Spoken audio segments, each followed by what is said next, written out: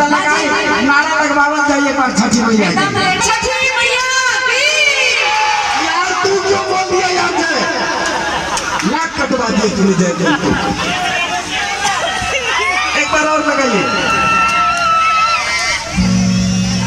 बोली बोली छठी मैया की। अब देखिए ये तो शेर आवाज अब निकालेंगे ये तो कोयल थी कोयल वाली आवाज थी ये हमारे बिहार के शेर थी। अच्छा अब देखिए इधर शेर कैसे दहाड़ते हैं बोल छठी मैया की।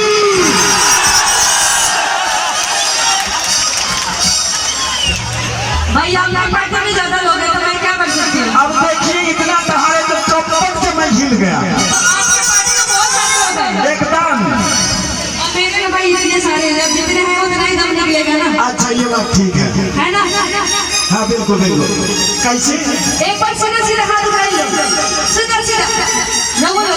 अच्छा आप लोग भी उठा लीजिए चलिए आप लोग भी सब कि माई हो ताली बजा के कि माई हो कि माई हो कि माई हो कई लोग जब सिखाए बाबा कन्या हो माई हो कई लोग जब सिखाए